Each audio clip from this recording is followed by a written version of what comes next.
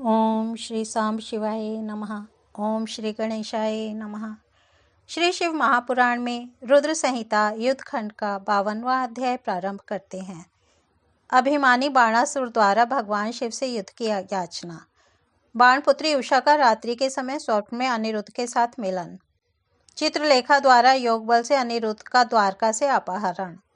अंतःपुर में अनिरुद्ध और उषा का मिलन तथा द्वारपालों द्वारा यह समाचार बाणासुर को बताना।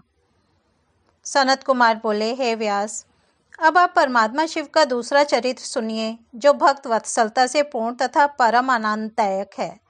पूर्वा काल में भाग्य दोष से गर्वित होकर बाणासुर ने तांडव नृत्य कर शिवजी को संतुष्ट किया था। उसके बाद पार्वतीपति शिवजी को संतुष्ट मन वाला जानकर बाणासुर सिर झुकाकर विनम्र हो हाथ जोड़कर कहने लगा। बाणासुर बोला, हे देवाधिदेव, हे महादेव, हे सर्वदेव शिरोमणि, यद्यपि मैं आपकी कृपा से अत्यंत बलवान हूँ, तथापि मेरी प्रार्थना सुनिए। आपने मुझे 1000 भुजाएं प्रदान की हैं, किंतु ये मेरे लिए भार स्वरूप हो गई हैं। इस त्रिलोकी में आपके अतिरिक्त और कोई दूसरा योद्धा मेरे समान नहीं है। हे देव, अब मैं इन 1000 भुजाओं को लेकर क्या करूं? हे वृषभ ध्वज, बिना युद्ध के पर्वत के सदृश इन भुजाओं का क्या प्रयोजन? मैं अपनी इन मजबूत भुजाओं की खुजली मिटाने के लिए युद्ध की इच्छा से दिग्गजों के पास गया। वहां जाकर मैंने उनके पुरों को तहस नहस कर दिया, पर्वतों को उखाड़ दिया, किंतु वे भी भयभीत होकर भाग गए। मैंने अपने यहाँ यमराज को योद्धा के रूप में, अग्नि को महान कर्मकार के रूप में, वरुण को गायों के पालन करने वाले गोपाल के रूप में, कुबेर को गजाध्यक्ष के रूप में, नृतृति को अंतःपुर की परिचारिका के रूप में नियुक्त किया है। मैंने इंद्र को जीत लिया और उसे लोक में सदा करदाता बना दिया है। अब आप मुझे युद्ध का कोई ऐसा उपाय बताइए जहाँ पर मेरी ये भुजाएं शत्रुओं के हाथ से प्रयुक्त शस्त्रास्त्र के द्वारा जर्जर कर दी जाएं। हे महेश्वर, ये मेरी भुजाएं शत्रुओं के हाथों से गिर जाएं अथवा वे स्वयं उसके हाथों को 1000 टुकड़ों में विभक्त कर दें। आप मेरे इस मनोरथ को पूर्ण कीजिए। सनत कुमार बोले, भक्तजनों के संकट को दूर करने वाले महामृत्यु रुद्र ने यह सुनकर क्रुद्ध हो अत्यंत अद्भुत अट्टहास करके कहा। रुद्र बोले, हे समस्त दैत्य कुल में अधम, हे अहंकारी, तुझे सब प्रकार से धिक्कार है। तुझ बलिपुत्र तथा मेरे भक्त के लिए इस प्रकार का वचन कहना उचित नहीं है। तुम अपने इस अहंकार की शांति शीघ्र प्राप्त करोगे। मेरे जैसे बलवान से तुम्हें अकस्मात प्रचंड युद्ध का सामना करना पड़ेगा। पर्वत के समान तुम्हारी ये भुजाएं उस युद्ध में शस्त्रास्त्रों से छिन्न भिन्न होकर इस प्रकार भूमि पर गिरेंगी, जैसे अग्नि से जलाया गया काष्ठ पृथ्वी पर गिर जाता है। हे दुष्टात्मन, मोर से युक्त मनुष्य के सिर वाली यह तुम्हारी ध्वजा जो शस्त्रागार पर स्थित है, वह जब बिना वायु के गिर जाए, तब चित्त में समझना कि तुम्हारे सामने महाघोर भय उपस्थित हो गया है। उस समय तुम अपनी सेना सहित घोर संग्राम में जाना। अब तुम अपने घर जाओ, अभी वहां तुम्हारा सब प्रकार से कल्याण है। हे दुर्मते, तुम बड़े घोर उत्पातों को देखोगे। इस प्रकार कहकर अहंकार का नाश करने वाले भक्तवत्सल शिव मौन हो गए। सनत कुमार बोले, यह सुनकर बाणासुर अपने अंजलिस्थ दिव्य पुष्पों से महादेव रुद्र का पूजन करके उन्हें प्रणाम कर अपने घर चला गया। उसने कुंभांड के पूछने पर हर्षित हो सारा वृत्तांत कह सुनाया और उत्सुक होकर उस योग की प्रतीक्षा करने लगा। इसके अनंतर अकस्मात अपना ध्वज भग्न हुआ देखकर वह बाणासुर हर्षित होकर युद्ध के लिए चल पड़ा। अपनी सेना को बुलाकर उस महावीर, महारथी एवं महोत्साही बलिपुत्र बाणासुर ने अपने 8 गणों को साथ लेकर संग्राम संबंधी यज्ञ कर विजयप्रद मधु का एवं सभी दिशाओं में मांगलिक द्रव्यों का दर्शन कर युद्ध के लिए प्रस्थान किया। उसने अपने मन में विचार किया कि आज रणप्रिय नाना शस्त्रास्त्रों का पारगामी वह कौन सा योद्धा है जो मुझसे युद्ध करने के लिए कहाँ से आएगा। क्या वह सचमुच मेरी सहस्रों भुजाओं को अग्निदग्ध काष्ठ के समान नष्ट कर देगा? मैं भी युद्ध में महातीव्र अपने शस्त्रों से सैकड़ों योद्धाओं को काट डालूंगा। इसी बीच शिवजी की प्रेरणा से वह काल आ पहुंचा, जब बाणासुर की सुंदर कन्या उषा श्रृंगार कर विराजमान थी। वह वैशाख मास की अर्धरात्रि में विष्णु की पूजा कर स्त्री भाव से उपलंबित होकर गुप्त अंतःपुर में सो रही थी। तभी भगवती पार्वती की दिव्य माया से आकृष्ट होने के कारण कृष्ण पुत्र प्रद्युम्न से उत्पन्न हुए अनिरुद्ध ने उस रात्रि में उससे बलपूर्वक विहार किया, जिससे वह अनाथ के समान रोने लगी। अनिरुद्ध भी उस कन्या से बलपूर्वक रमण कर पार्वती की सखियों के साथ दिव्य योग से क्षण मात्र में द्वारकापुरी चले आए। तब उपभोग की हुई वह कन्या उठकर रोते रोते अपनी सखियों से नाना प्रकार के वाक्य कहते हुए शरीर का त्याग करने के लिए तैयार हो गई।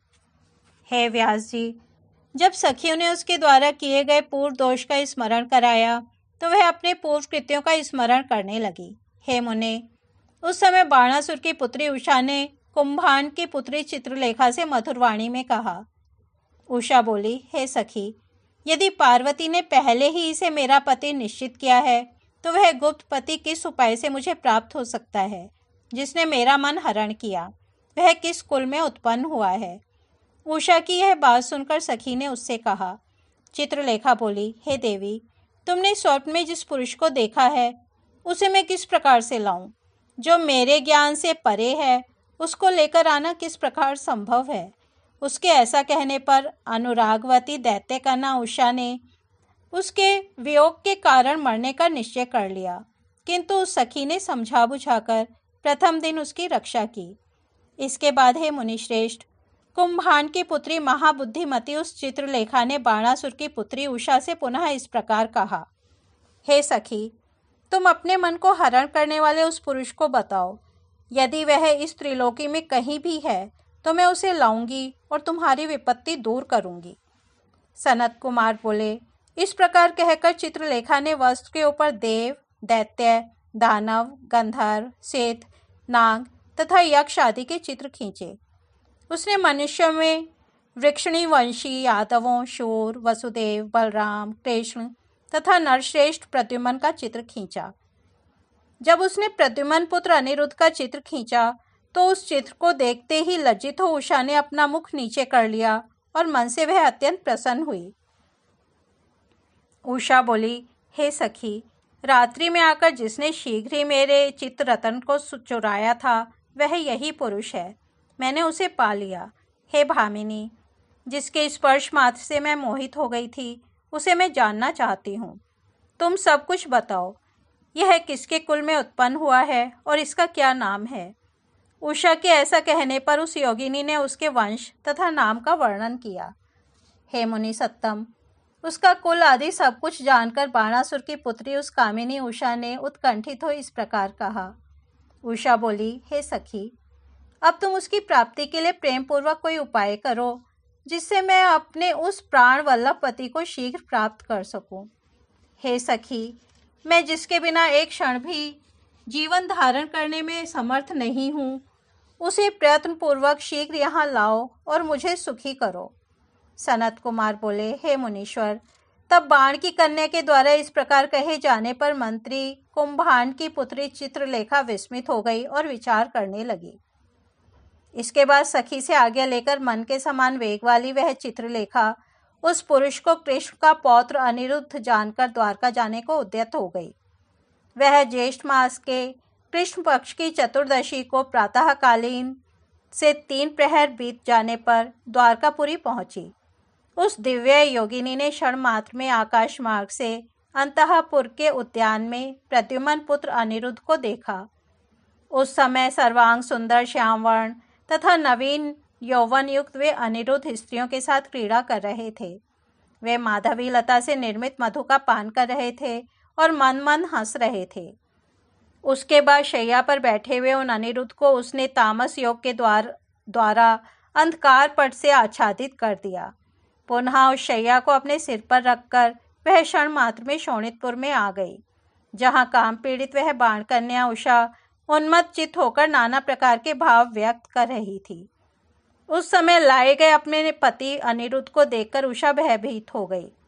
अत्यंत सुरक्षित उस अंतःपुर में नवीन समागम में ज्यों ही उन दोनों ने क्रीड़ा प्रारंभ की, उसी समय हाथ में बेंत लिए द्वारपालों ने काम चेष्टाओं तथा अनुमानों से कन्या के दुराचरण को जान लिया। उन लोगों ने दिव्य शरीरधारी, नवयुवक, साहसी एवं युद्ध कला में कुशल उस पुरुष अनिरुद्ध को भी देख लिया। इसके बाद अंतःपुर के रक्षक उन महावीर पुरुषों ने उसे देखकर सारा वृतांत बलिपुत्र बाण से कह दिया। द्वारपाल बोले, हे देव, अत्यंत सुरक्षित अंतःपुर में प्रवेश कर किसी पुरुष ने आपकी कन्या के साथ बलात् शयन किया है। वह कौन है? हम लोग उसे नहीं जानते। हे दानवेंद्र, हे महाबाहो, इसे देखिए और जो उचित हो उसे कीजिए। हम लोग दोषी नहीं हैं। सनत कुमार बोले, हे मुनिश्रेष्ठ, उनका वचन सुनकर और कन्या का दोष सुनकर महाबली दैत्येंद्र बाणासुर आश्चर्यचकित हो गया। इस प्रकार श्री शिव महापुराण के अंतर्गत द्वितीय रुद्र संहिता के पंचम युद्ध खंड में उषा चरित्र वर्णन नामक 52वां अध्याय पूर्ण हुआ। कल हम 53वां अध्याय सुनेंगे। तब तक यहीं विराम देते हैं। ओम नमः शिवाय।